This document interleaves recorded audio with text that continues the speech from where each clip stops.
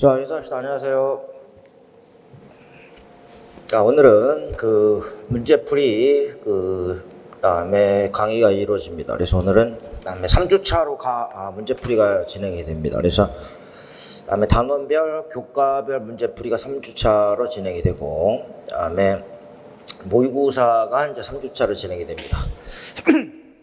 그래서 총 6주에 걸쳐서 이제 문제풀이가 이루어지는데, 그래서 우리가 시험이 이제 다음 달로 이제 다음에 제시가 되어 있고 딱 한 달 정도 나왔습니다. 그래서 다음에 자신이 다음에 미처 파악하지 못한 부분을 어떻게 마지막으로 점검을 할 거냐에 대한 부분이 이제 중요하고, 갈수록 말씀드렸지만은 각 교과별로 킬러 문항이 한 문제씩 등장하고 있습니다. 그래서 그 킬러 문항이라는 거는 지금까지 이제 초등 임용고시에서는 누출이 안 됐던, 공개가 안 됐던 문제고, 그렇게 되면은 다른 다음에 시험, 다음에 유치원 임용시험이라든지 중등 임용시험의 문제 유형을 잘 기억할 필요가 있습니다. 예를 들어서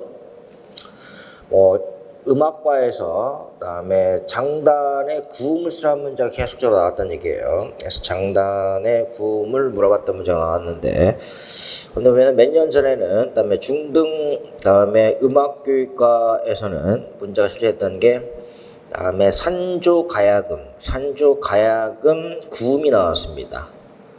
그렇기 때문에 우리한테도 다음에 충분히 나올 수가 있습니다. 그래서 비상교육 6학년 지도서를 보면은, 가야금 산조, 다음에 가야금 관련되는 다음에 구음에 대한 부분도 언급되기 때문에 그 부분도 언급될 수 있습니다. 그러니까 보면은 우리한테는 대치타밖에 나오지 않았었는데 중등에서는 치타도 나왔고 길군학도 나왔다는 얘기예요. 그래서 3연육각도 우리한테 객관식 나왔던 형태인데, 그래서 다음에 음악과 같은 경우도 업그레이드가 최근에 많이 되니까 국악 정악 파트에서는 다음에 대치타가 나왔기 때문에 치타 다음에 연주가 되는 게 바로 길군악입니다. 그래서 다음에 그런 내용이라든지 3연육각이라든지 악기 편성과 관련된 형태가 언급될 수가 있다. 그래서 이제 장단에 대한 부분이 나왔기 때문에 장단이 또 다시 나올 수도 있지만은 다음에 다른 부분에서 가야금 산조, 다음에 산조 음악을 가지고 가야금 산조에서 한 배 따른 변화를 가지고도 언급될 수가 있다는 얘기고, 그래서 그 부분을 얘기를 하고, 또 보면은 산조하면은 판소리하고도 이제 관련이 될 수 있습니다. 판소리나 신화에서 발전이 되기 때문에 그 부분하고 연결이 될 수가 있다. 그런 형태가 있고, 그다음에 우리한테 이미 나왔던 종묘제례학의 경우도 이미 중등에서는 이미 다 출제가 됐던 겁니다. 그렇기 때문에 지금은 다음에 강론 내용을 다시 한번 곱씹어서 다음에 회상하는 것도 중요하긴 한데, 그다음에 기타, 그다음에 우리가 초등 임용시 말고 유치원 임용이라든지 그다음에 중등 문제도 꼼꼼하게 파악을 하는 게 중요합니다. 그래서 아직까지 다음 달에 시험이긴 한데 시간은 생각보다 좀 많이 남아 있습니다. 그래서 이제 어떻게 이 부분을 마지막 컨디션을 잘 유지를 하느냐가 이제 중요하다는 얘기고, 그래서 제가 서브 강의에서는 누차도 얘기했지만은, 그래서 각 교과당 킬러 문항이 한 문제씩 등장을 하고 있다. 그래서 그 킬러 문항이 작년에 국어과 같은 경우는 다음에 유치원 임용과 다음에 중등 국어교육과에서 나왔던 나왔던 개념이 출제가 됐습니다. 그러니까 동일 개념이니까 유치원 임용이나 초등 임용이나 중등 임용이나 공통적인 개념은 동일합니다. 그래서 이제 개념은 계속적으로 이제 동일하다라고 얘기를 했었는데, 그래서 이제 가장 관건이 되는 게 킬러 문항입니다. 그래서 킬러 문항을 어떻게 잡아내느냐가 이제 중요하다. 그래서 킬러 문항에 대한 부분이 이제 중요하다, 그런 얘기예요. 그래서 우리한테는 다음에 최근에 다음에 기출되지 않은 부분이라든지 유치원 임용이라든지 다음에 유치원이라든지 중등 임용과 관련이 되는 문제들이 언급될 수가 있다, 그런 얘기입니다. 그래서 유치원이나 다음에 유치원, 초등, 중등에서는 각 교과에 교과의 개념 자체는 교과의 개념은 동일하다 그런 얘기예요. 그래서 이 개념을 물어본 형태가 다음에 아주 부각이 되고 있습니다. 다음에 유치원, 다음에 초등, 다음에 중등, 유치원, 초등, 중등의 공통적 분모를 찾아내는 게 중요하다. 그래서 그렇기 때문에 이게 바로 하나의 킬러 문항이 될 수가 있습니다. 그래서 다음에 기존에 나왔던 문제, 기존에 나왔던 객관식 기조에 나왔던 다음에 최근에 뭐 2, 3년간의 문제에 너무나 집중하면 안 됩니다. 그래서 최근의 문제는 출제위원들이 다음에 좀 더 다음에 신선한 문제를 출제하려고 노력을 한다. 그래서 다음에 그 부분을 잘 봐야 됩니다. 그래서 출제위원들이 지금 나이가 좀 더욱더 어려지고 있기 때문에 다음에 다양한 자료를 가지고 볼 것이다. 그래서 교육과정에 있는 뭐 내용체계표라든지 교사 방법은 다음에 하루에 다음에 적어도 2-3번은 계속적으로 전체 교과를 봐야 됩니다. 그래서 전체 교과를 보되 어떻게 잘 정리하느냐. 그래서 그런 형태가 있고 다음에 1주차 뭐 강의계획서 보시면 알겠지만 1주차는 다음에 3과목 국도사 3과목입니다. 2주차도 3과목 수가실 3주차 마지막은 체육음악 미술 영어의 4과목입니다. 그래서 뭐 총론이나 통합교과는 다음에 문제풀이 때는 다루지 않고 모의고사 때 문제화 시켜서 다루겠습니다. 그래서 뭐 다음에 각 교과별로 킬러 문항이 하나씩 나온다는 것을 잘 봐야 됩니다. 다음에서 오늘은 국도사 3과목을 다음에 진행을 하면 되는데, 그래서 이제 프린트 업로드된 게 6개가 있습니다. 1장 국어 연습 문제 하나, 그다음에는 그거에 따른 국어 정답 해설입니다. 그래서 도덕도 마찬가지로 도덕 문제 하나, 정답 하나, 사회 문제 하나, 정답 하나 해서 업로드가 된 게 파일 6개입니다. 그래서 보면은 뭐 단답형, 처음엔 단답형 내용으로 제시했었고, 그 다음부터는 영역별로 제시가 됩니다. 그래서 다음에 뭐 핵심적인 내용이나 킬러 문항에 대한 부분은 제가 개념 서브 강의에서 중등 문제를 보는 걸 추천합니다. 초등 문제에서 초등 강로에서 나온다 하면은 아예 구석이 있지 않는 이상 어지간한 문제는 다 풀 수가 있을 겁니다. 그런데 킬러 문항을 잘 생각을 해야 된다. 이게 가장 중요합니다. 킬러 문항이. 그래서 얘기를 하고 일단 국어과부터 보면은 국어과는 6절로 구성이 되어 있습니다.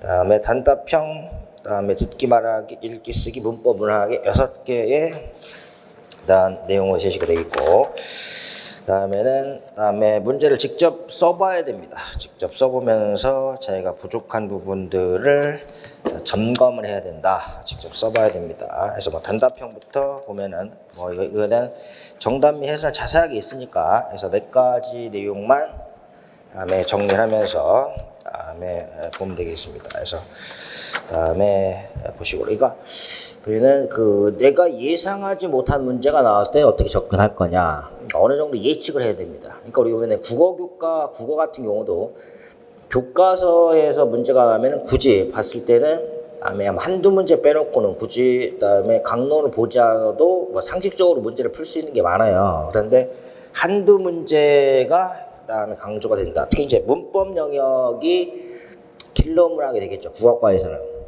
그래서 국어과에서는 문법 영역이 킬러 문항이 되는, 나머지 것들은 다 쉽게 이제 접근할 수가 있습니다. 그래서 아마 써보는 걸로 하면 될 것 같고, 내가 문제를 직접 풀어봐야 됩니다. 그래서 다음에 국어과 프린트가 국어 문제를 정리해 보니까 뭐 다음에 한 90페이지에 해당이 되는데 내용이 좀 많습니다. 그래서 국어가 뭐 우리가 노력에 비해서 가장 가성비가 좀 떨어지는 과목이다라고도 이제 볼 수가 있습니다. 그래서 다음에 어떻게 그 다음에 정리를 하느냐를 잘 기억을 해놓고 있어야 된다는 얘기예요. 그래서 각 교과의 포인트를 맞춰서 봐야 됩니다.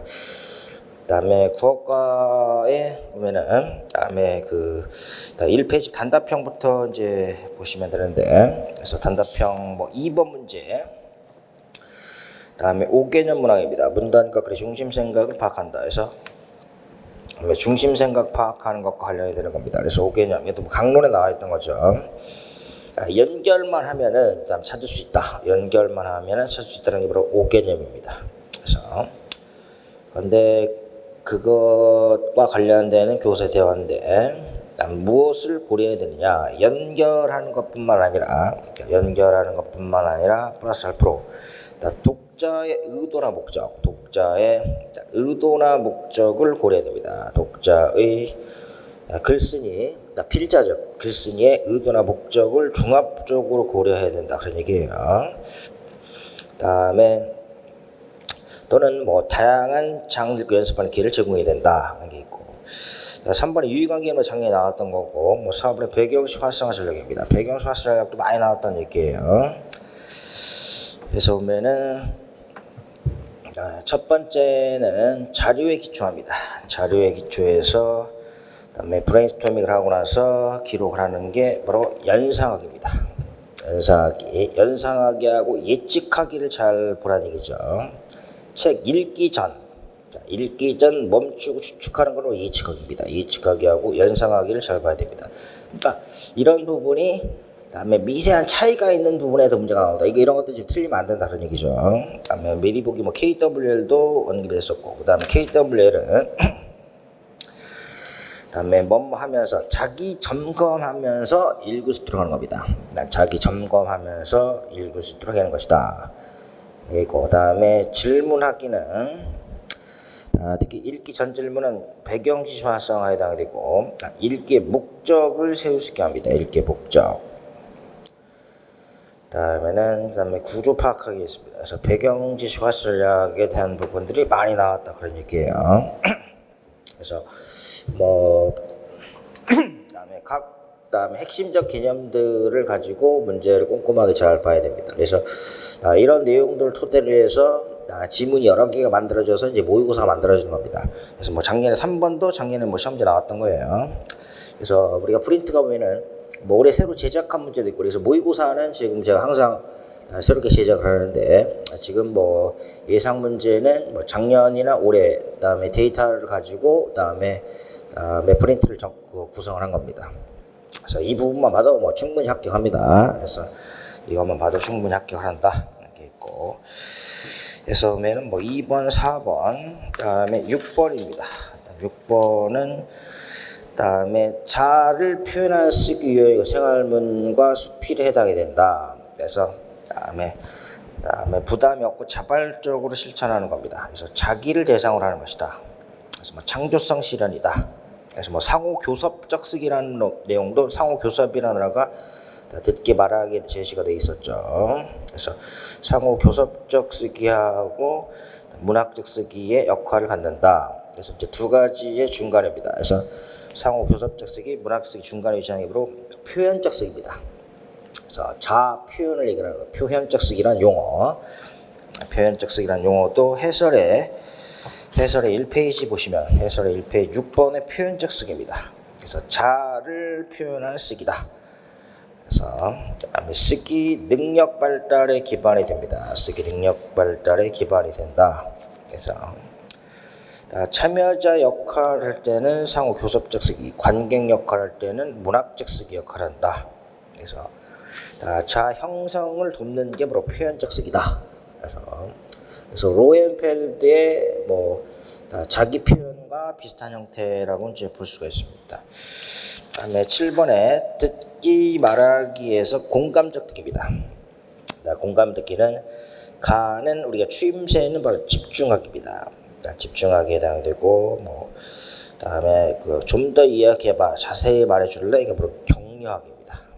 그래서 집중하게 하고 격려하기. 그래서 공감적 듣기도 아직 문제지만 안 나왔습니다. 그러니까 듣기 말하기 영역, 그러니까 우리가 국어과는 영역별로 문제가 출제가 되는 거죠. 듣기 말하기 영역, 읽기 영역, 쓰기 영역, 문법 영역과 문학 영역으로. 그래서 영역별로 다음에 출제된다 했을 때 듣기 말하기에서는 그러니까 비판적 듣기는 나왔는데, 비판 듣기 나왔는데 공감적 듣기가 나왔습니다. 그래서 보면은 다음에 뭐 비언어적 반응이라든지, 그러니까 언어적 추임새는 집중하게 해당이 되고, 그래서 계속 대화를 이끌어가는 걸 격려하게 해당이 된다 하는 걸 얘기를 합니다.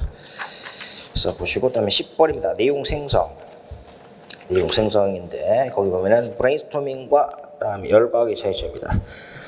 열거하기는 브레인스토밍과 유사한데 어떤 점에서 주제나 범주에 따라서 관련 있는 내용을 나열합니다. 주제나 범주에 따라서 관련 있는 것을 나열하는 게 다음에 열거하기입니다. 브레인스토밍은 그래서 다양하고 자유롭게 의견을 개진하는 건데, 열거하기는 어떤 점에서 브레인스토밍 차이가 있느냐, 다음에 관련 있는 내용을 나열하는 게 차이가 있다. 있습니다. 이런 내용도 봐야 되고, 11번에 시의 구성 요소도 문제가 나왔던 겁니다. 12번에 서사문학 지도하기 위한 교사의 사전 지식에 해당이 되는데, 그래서 이제 이 부분에서는 인물의 역할입니다. 그래서 우리가 서정문학, 서사문학에 대한 부분이 계속 나오는데, 이야기를 이끌어가고, 그다음에 두 번째는 독자에게 재미와 감동을 줍니다. 그래서 그 다음에 세 번째는 작가의 신념을 전달하고 대변하고, 마지막에는 작가와 독자를 만나게 하는 역할입니다. 그래서 인물의 역할, 이런 식으로도 언급될 수가 있습니다.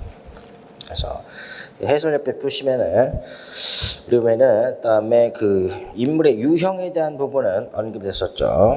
그래서 성격 변화 유무에 따라서 입체적이냐, 다음에 평면적이냐, 그래서 성격이 변하는 것이냐 변하지 않는 인물이냐, 그래서 성격 변화 유무에 따라서 입체적 평면적입니다. 가장 기본적인 걸 얘기를 하는 거죠. 이미 노출된 문제들은 다 쉽게 볼 수가 있습니다. 그래서 변화, 성격, 인물의 성격이 가장 중요하니까, 그래서 입체적 평면적에 대한 게 나와 있었고, 중요도에 따라서는 중심 주변, 역할에 따라서는 주동과 반동입니다.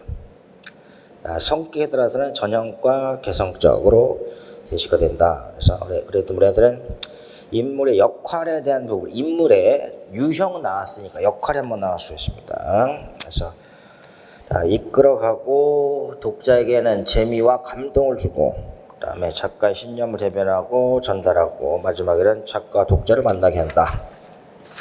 두 번째는 배경소와, 다음에 배경소와 복선의 차이점입니다. 다음 배경소는 다음에 소설에서 중요한 역할을 하는, 다음에 중요한 역할을 하는 사물, 장소, 날씨를 얘기합니다. 배경소는 사물에서 중요한 역할을 하는 사람이나 장소, 이런 걸 얘기하는 거고, 복선입니다. 이거는 다음에 앞으로 다가갈 상황에 대한 암시입니다. 암시가 이루어지는 게 바로 복선입니다. 배경소하고 복선의 차이점이 특히 이제 배경과 관련이 된다는 얘기예요. 그래서 배경과 관련이 된다. 우리가 보면은 배경은 시간적 배경, 공간적 배경, 사회문화 역사적 배경으로 나눈다. 이게 있고, 그래서 다음에는 배경 역할이 중요하다는 얘기예요. 다음에 성격을 구체하고, 행동, 사건의 현실성, 개연성을 부여하고, 인물의 심리, 사건을 암시하고, 주제를 구현하는 게 바로 그다음에 배경 역할입니다. 배경. 그래서 현실성과 재현성을 부여한다. 그래서 특히 이게 어떤 시대를 배경을 하고 있느냐, 그런 걸 얘기를 하는 거죠. 그 다음에 공간적인 배경에 따라서 인물의 심리도 파악할 수가 있고, 그래서 주제를 구현하는 게 바로 배경입니다. 그래서 네 번째는 서사목의 다음에 서술 방식입니다. 다음에 대화는 등장인물이 주고받는 말이고, 설명 또는 다음에 서술하고, 그다음에 묘사의 차이점입니다. 그래서 설명은 인물, 사건, 배경을 직접적으로 표현하는 게 설명입니다. 설명을 서술이라고 합니다. 직접적으로 표현하는 거. 그다음에 묘사는 그다음에 작가가 구체 위치에서 인물, 배경, 사건을 구체적으로 있는 거. 그다음에 구체적으로 다음에 그려내는 게 바로 묘사입니다. 다섯 번째는 독자 역할입니다. 이 독자 역할에서 용어가 내포 독자라는 용어가 있습니다. 그래서 다음에 텍스트의 잠재력을 가장 효과적으로 실현할 수 있는 가상의 독자. 가상의 독자가 이게 바로 내포 독자입니다. 작가의 상상력에 의해서 만들어진 내포 독자고, 니는 다음에 그 독자의 경험 요소와 결합되는 거니까 실제로 작품인 실제 독자입니다. 내포 독자는 가상의 독자고, 실제 작품을 읽는 거는 바로 실제 독자에 해당이 된다. 독자 역할까지도 봐야 됩니다. 서사문학에 대한 부분. 11번은 문제 나왔던 거고, 13번은 메모하기. 13번은 메모하기에 대한 부분이 제시가 되어 있고, 그래서 이것도 문제 나왔던 겁니다. 다음에 14번에 대화. 다음에 대화에 대한 부분, 아까 우리가 뭐 집중하기에 대한 부분이 나왔었죠. 기억은 집중하기. 다음에 니은 디귿은 다음에 격려하기. 디귿은 네가 이러이러한 의미였는지를 확인하는 것은 반영하기입니다. 그래서 리는 간접적 표현이나 공손한 표현을 사용한다. 뭐 이게 별로 잘 안 들려. 좀 더 크게 말해줄래? 뭐 이런 것들이 해당이 됩니다. 그래서 이제 대화 관련되는 것도 한번 나올 수가 있다. 그 다음에 15번은 뭐 토의 토론은 작년에 토론 나왔긴 했었는데, 그래서 뭐 토의에 대한 부분이 다시 한번 나와 토의 기법입니다. 그래서 이거는 강론에 있는 겁니다. 저를 뭐뭐라 생각한다. 뭐뭐이기 때문이다. 이게 바로 의견 표현 기법입니다.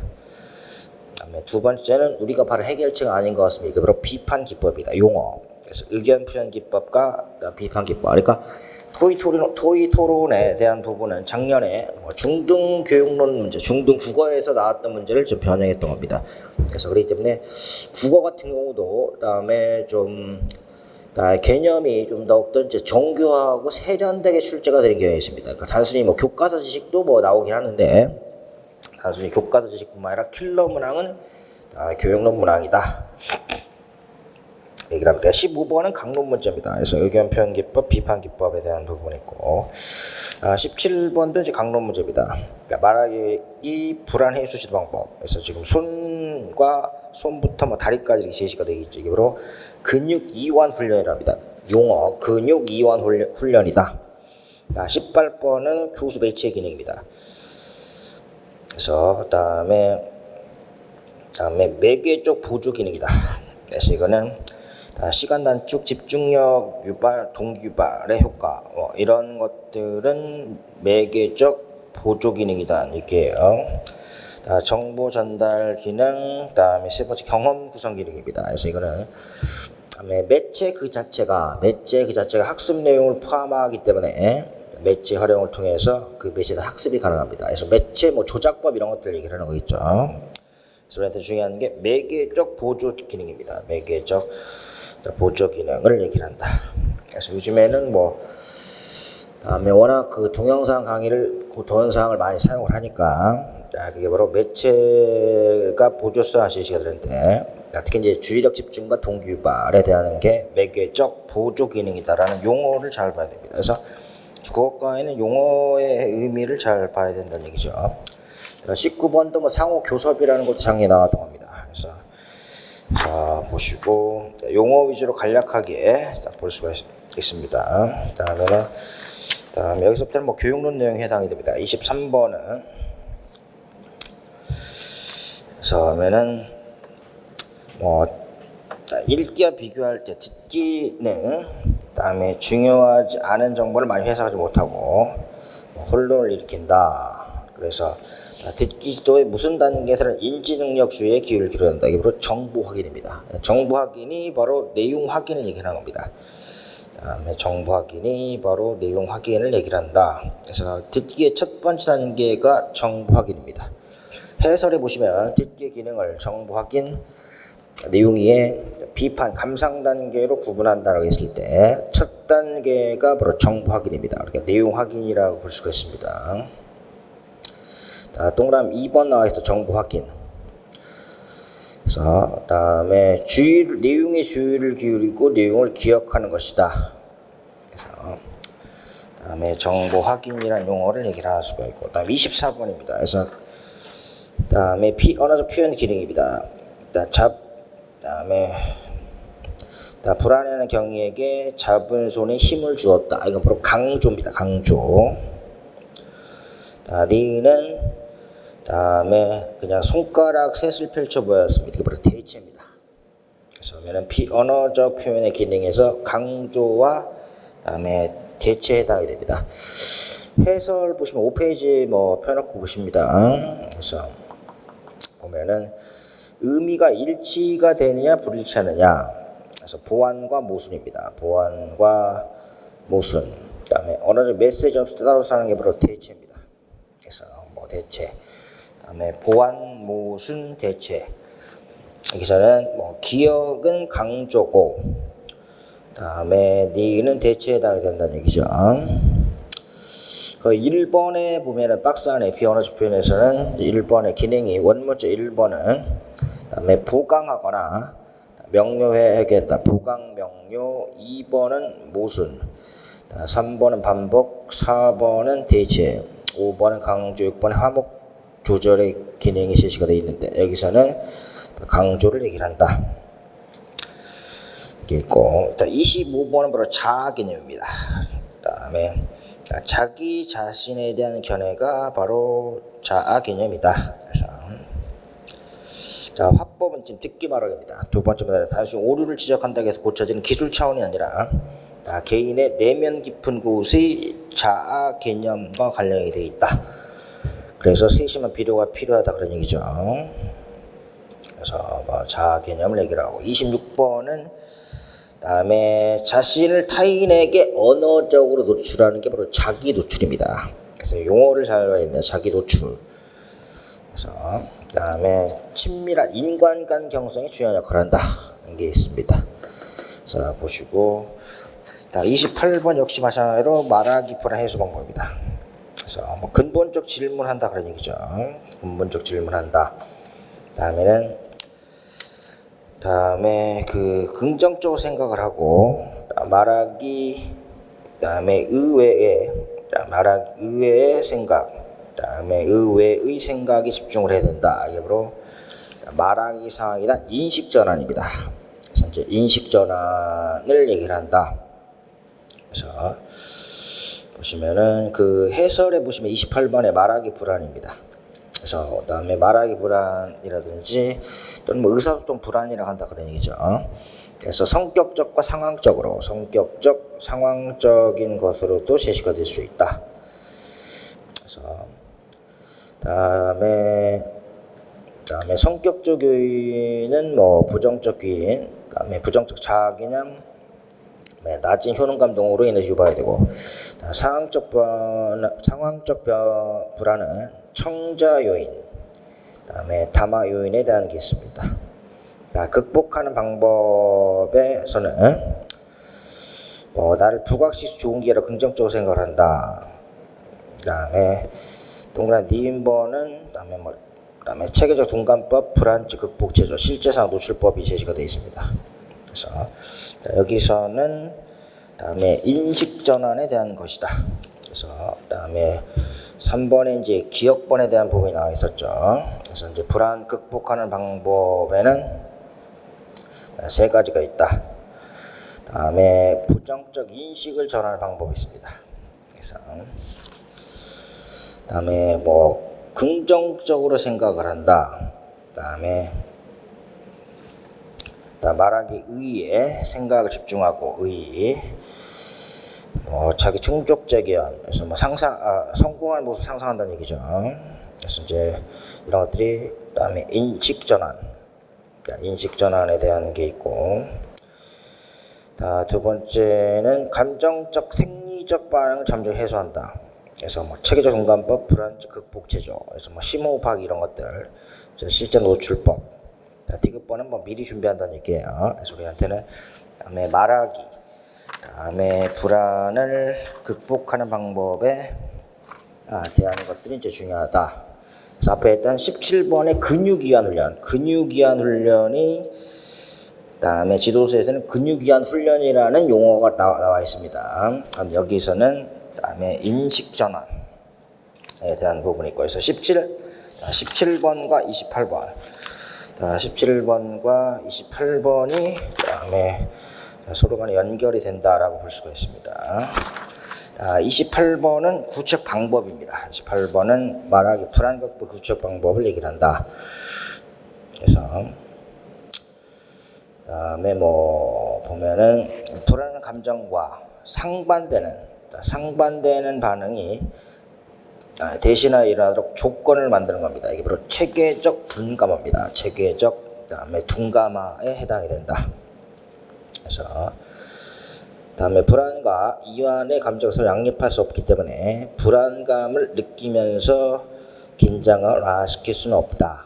그래서 다음에 불안이 일어나지 않도록 한다라는 게 바로 체계적 둔감화에 해당이 되고, 다음에 그 니은번은 니은번은 바로 실제상 노출법입니다. 실제로 접하게 했다는 얘기예요. 실제로 접하게 하면은 아무런 해로운 결과가 나타나지 않았다. 그래서 불안 반응이 소모가 된다라는 게 바로 실제상 노출법입니다. 그래서 이들의 차이점 무엇이냐?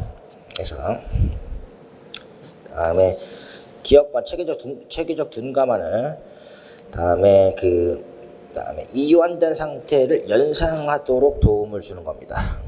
다음에 니은번에서 실제상 노출법은 다음에 나쁜 결과를 가져오지 않는 사실을 깨닫게 하도록 한다. 그래서 즉 노출시키는 겁니다.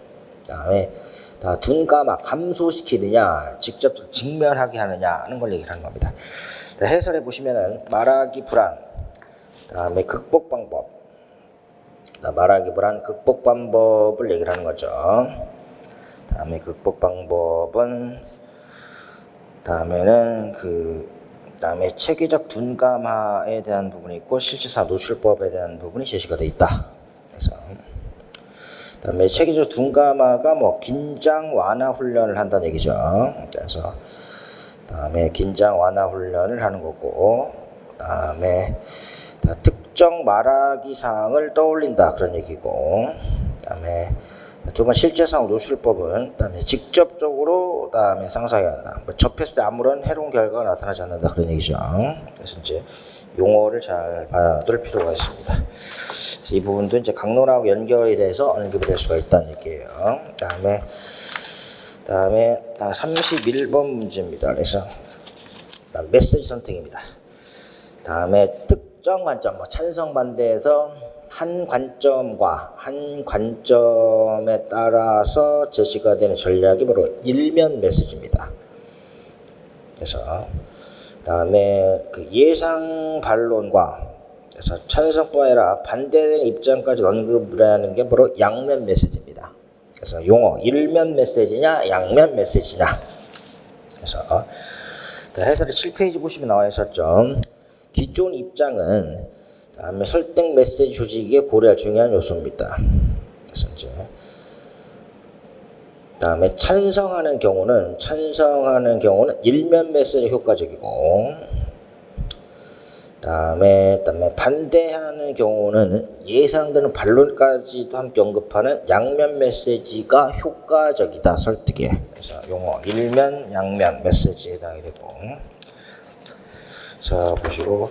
자, 33번은 순서교대입니다. 33번 순서교대. 34번은 교체 적정 지점입니다. 교체 적정 지점.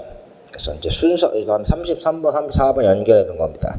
그래서 순서교대. 이 용어도 이제 중요하다 그런 얘기죠.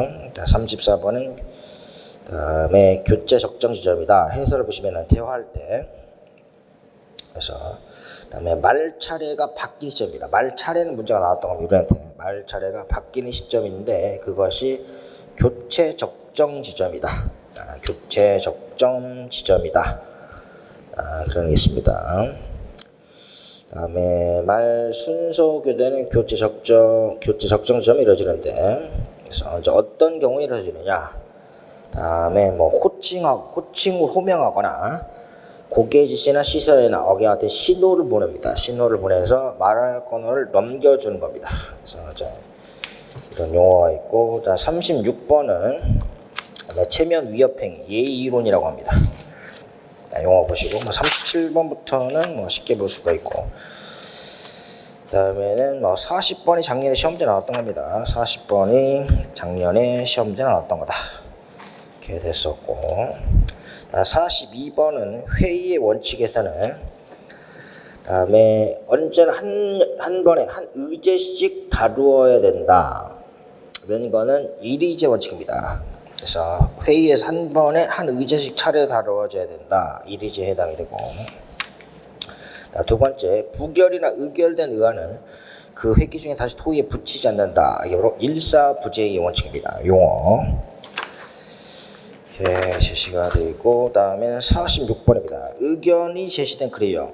강론내용인데 뭐뭐 해야 된다. 자율보호엔 오염시키지 말아야 된다. 이런 거는 바로 주장입니다. 1번은 주장, 2번은 해주세요. 좋겠다. 이건 바로 제안입니다. 주장하는 글과 제안하는 글. 주장은 의견을 그다음에 강하게 내세우는 것인데 제안하는 글은 부탁하는 글의 유형입니다. 이런 게 교과서적 내용입니다. 이런 게 교과서적인 내용이다. 이렇게 제시가 되어 있죠. 그다음에 52번에 보면은 우리가 그다음에 독성 및 발달 단계라는 용어가 있습니다. 독성 및 발달 단계에서 3, 4학년은 동학이 또는 역사 이야기 시대라고 합니다. 3, 4학년은 동학이 역사 이야기 시대, 5, 6학년은 기초 독해기입니다. 지식과 논리 시대입니다. 용어를 잘 봐야 됩니다. 3, 4학년은 동학이, 5, 6학년은 기초 독해기에 해당이 된다. 58번은 내용 간추리기 시도 순서도 많이 나오죠. 다음에 순서는 바로 글 읽고 내용을 파악합니다. 두 번째는 문단을 나눈다. 문단을 나누고, 세 번째는 문단별 중심 내용을 찾고, 네 번째는 중심 내용을 연결을 합니다. 그래서 기억번은 문단 나누기, 니은번은 중심을 연결해서 내용 간추리기인데, 이때는 다음에 이어주는 말, 니은번에는 이어주는 말을 하는 자연스럽게 문장을 연결한다. 표지어를 사용하는 거죠. 두 번째는 중심 문장이 명시 주어졌을 때 그렇지 않아 쓸 경우는 어떻게 하냐. 그 주제 문장 선택합니다. 스스로 만들어보는 게 바로 구성이라고 한다. 그런 얘기예요. 그래서 이렇게 보시면 되고, 57번도 질문 전략이 많이 나왔다는 얘기죠. 다음에 58번의 경우입니다. 58번에서 독해범주 과정입니다. 이것도 강론에 참고자 나와 있는 겁니다. 문장 연결 전체 이해입니다. 전체 이해는 다음에 이 글을 요약하면 어떻게 해야 되느냐. 다음에 니은번, 다음에 영향을 끼친 것은 사전식은 무엇이냐. 다음에 어떤 부분이 떠오르느냐, 왜 떠오르느냐 하는 게 바로 니은번이 정교화입니다. 더 디테일한다는 얘기죠. 사건 지식, 왜 떠올르느냐, 니은이 정교화, 디귿번, 다음에 어떤 부분이 어려웠는지 한 번 더 생각을 해본다는 얘기죠. 독서를 어떻게 해야 되는지 다시 한번 생각을 해보는 게 초인지입니다. 58번 같은 경우도 중요하다는 얘기입니다. 그래서 이것도 이제 강론에 제시가 됐던 거고, 60번도 마찬가지인데 60번도 추론입니다. 김 교사의 지도 방법은 인물의 단서에서 추론하는 겁니다. 60번은 단서에서 추론하는 것. 그래서 언행이라든지 이런 거 적어보는 것이 바로 단서에서 추론하는 거고, 그다음에 배교사는 두 가지입니다. 이거는 첫 번째는 그다음에 교량적 추론입니다. 첫 번째는 교량적 추론이고, 두 번째는 그다음에 배경 지식과 관련되는 게 그다음에 정교화 추론입니다. 그러니까 배경 지식 관련되는 게 정교화 추론이라는 건 지금 중요하다는 얘기예요. 보시고 63번 체크해 보시고, 63번에 독서 감상문의 특징입니다. 63번 체크해 보시고, 65번에 스키마의 기능입니다. 그러니까 스키마의 기능이 그다음에 네 가지가 있는데, 여기서는 글속 정보와 독자 지식과의 통합의 기능입니다. 그래서 글속 정보와 독자 지식과의 통합의 기능이다. 해설의 12페이지 보시면은 스키마의 개념이 이런 것들은 우리가 쉽게 볼 수가 있는 거니까 기능에 대한 게 있습니다. 다음에 네 가지가 있는데, 첫 번째는 글속 정보와 독자 지식과의 통합 기능입니다. 그러니까 이때 의미는 문제이지 않고 독자의 머리 곧 지식 속에 있다. 두 번째는 낱말의 의미 선택 기능, 세 번째는 정보의 선택적 기억 기능, 네 번째는 다음 내용의 예측 기능입니다. 네 가지 중에서 여기서는 문제가 1번, 그래서 글속 정보와 다음에 독자 지식과의 통합의 기능이다 라는 게 있습니다.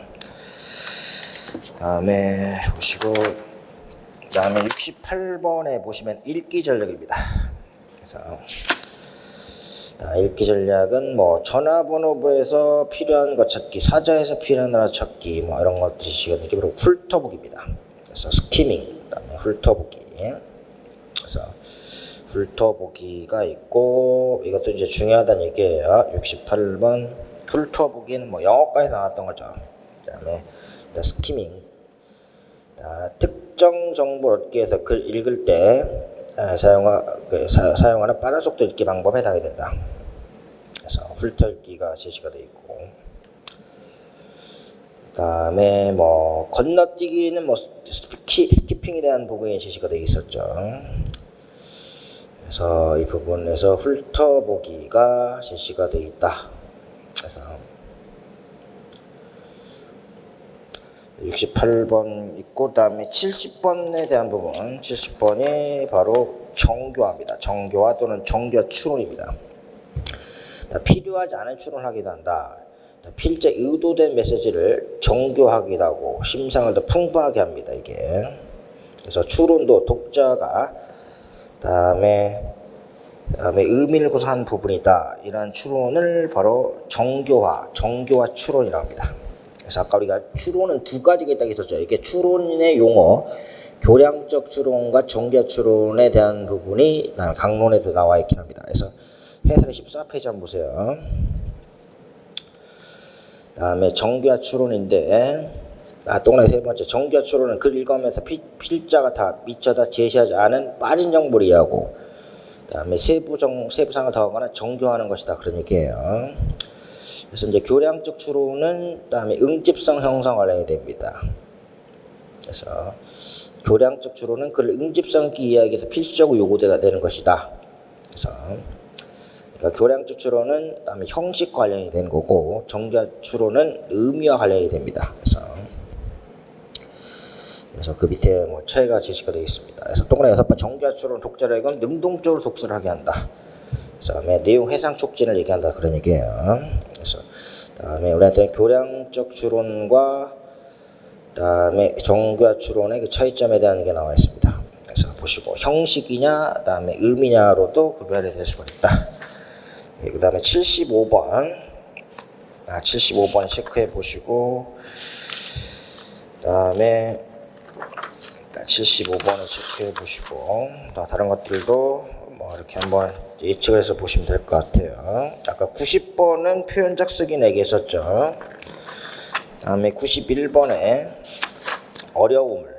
글쓰기 어려움을 느낀 학습자에 대해 어떻게 되느냐.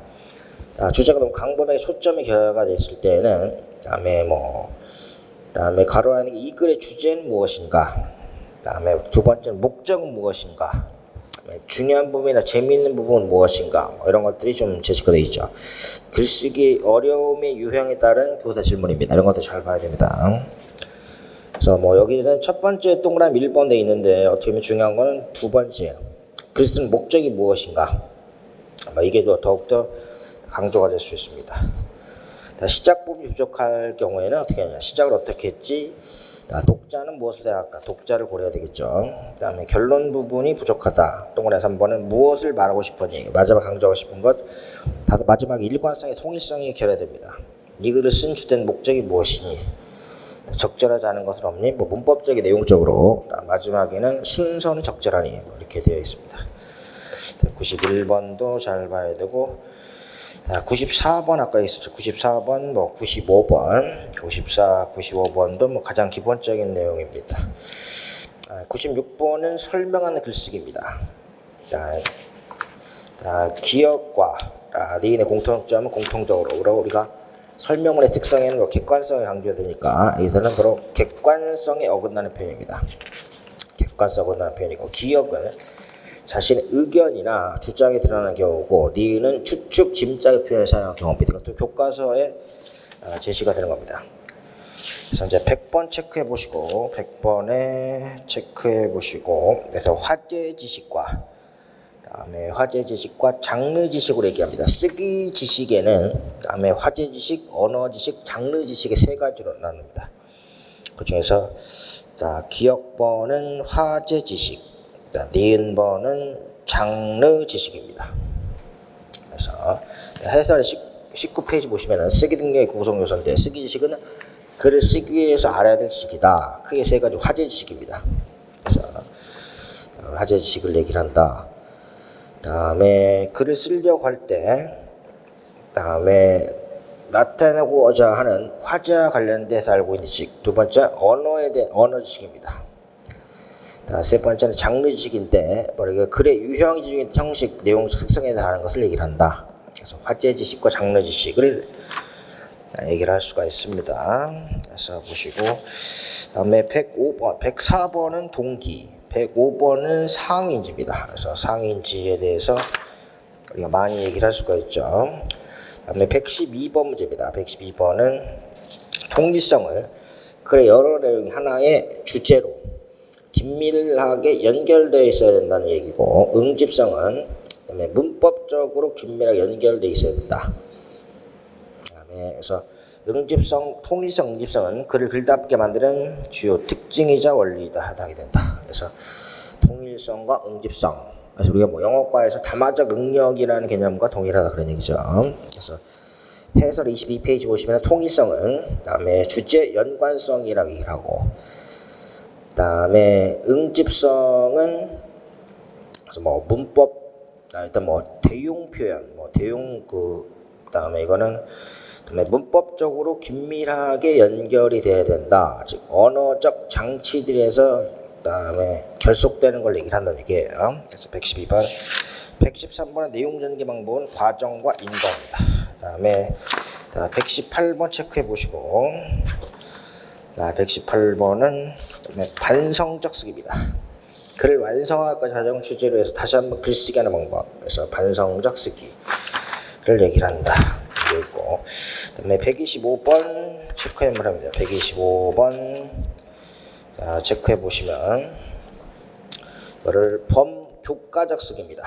그래서 다른 교과에서도 교과의 특성에 맞게끔 부분적으로 쓰기 능력을 증진시키는 활동을 해야 된다. 뭐 과학 시간에도 마찬가지입니다. 그리고 다 교과에서도 글쓰기 연습을 시킨다. 그리고 범교과적 쓰기를 얘기를 합니다. 자 보시고, 그다음에 127번은 쓰기윤리입니다. 그래서 쓰기윤리에 해당이 되고, 그다음에 쓰기윤리에서는 대표적인 교사 수방 모형이 가치 탐구 모형입니다. 가치 탐구 모형을 얘기를 한다. 그래서 가치 탐구 모형이 바로 가치 내면화와 관련이 된다는 얘기예요. 해설 25페이지 보시면은, 다음에 쓰기윤리를 지도 방법은 동그라미 밑에 4번 나옵니다. 그래서 직접적 지도 방법, 간접적 지도 방법. 직접 지도 방법은 수업 모형에서 가치 탐구 모형. 그래서 우리가 국어과 수업 모형이 나오면 가치 탐구 모형이 이렇게 나올 수가 있습니다. 두 번째는 쓰기 윤리 제정을 위한 지도 방법. 그다음에 간접 지도 방법은 반성적 쓰기를 통한 지도, 자기 평가, 거울효과 및 상징 활용의 지도입니다. 그래서 직접 지도와 간접 지도. 그래서 직접 지도는 다음에 가치 탐구 모형, 간접 지도는 반성적 쓰기, 뭐 자기 평가에 대한 게 제시가 됩니다. 그래서 보시고 좀 쉬었다가 다시 한번 보겠습니다.